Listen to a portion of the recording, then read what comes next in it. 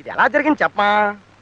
ఆ రిచర్డ్స్ గాడు మనకు ఓపెనర్ గా దిగడం ఏంటి, మన ఆల్రౌండర్ కపిల్ అంపైరింగ్ చేయడం ఏంటి, కామెంటరీ చెప్పి ఎదవ క్యాచ్ పెట్టేయడం ఏంటి? అబ్బో చాలా కన్ఫ్యూజన్ గా ఉంది. ఇది ఎలా జరిగింది చెప్పమా? బహుశా ఈ పాల్ట్ కారణం మనం ఇంగ్లీష్ లో కామెంటరీ వినడం వల్ల అయ్యి ఉండొచ్చు. ఏమయ్యా ఆ చెప్పి కామెంట్ ఏదో తెలుగులో చెప్పి చావచ్చు కదా. రేడియో పోయింది, వినబడటం లేదు.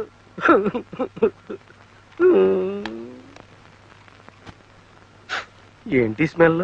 ఇప్పుడు ఇది ఏ భాషలో పలుకుద్దో?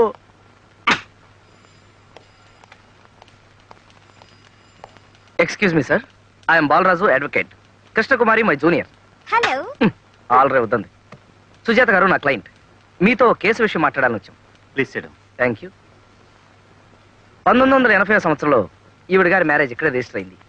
ఆ రిజిస్ట్రేషన్ తాలూకు సర్టిఫికేట్ కావాలి. అక్కడ మా గుమస్తా యేసుపాదం ఉంటాడు, అతన్ని కలవండి. Thank you sir. Welcome. Good morning sir. Very bad morning. ఏమేమిటయ్యా శ్రీకాంత్ పోయాడు? పోయాడా? ఎప్పుడండి పాపం? పోయాడంటే నిజంగా చచ్చిపోయాడు అనుకున్నావా? వికెట్ పడిపోవడం వల్ల పోయాడు. ఎవడా నువ్వు? బాలరాజునండి. బాలరాజువా? పెద్ద సెలక్షన్ కమిటీ చైర్మన్ లా చెప్పు. మీకు క్రికెట్ అంటే పిచ్చా సార్? పిచ్చా? చచా, ప్రాణం.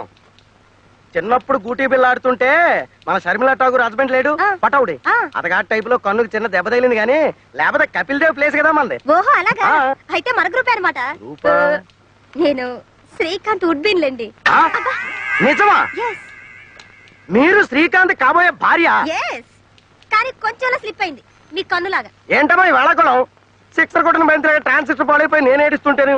ఇప్పుడు కామెంటరీ అలా ఎన్నో. అది చూడండి యేసుపాదం గారు, 1980లో మ్యారేజ్ జరిగింది. దాని తాలూకు డీటెయిల్స్ కావాలి. 1980? చాలా ఏళ్ళైంది. దొరకడం చాలా కష్టం. ఎలాగైనా వెతకండి ప్లీజ్. ఇదేమైనా ఇండియాకి వెస్టిండీస్ కి మధ్య మ్యాచ్ అనుకున్నావటమ్మా? మ్యారేజ్ డీటెయిల్స్ దొరకడం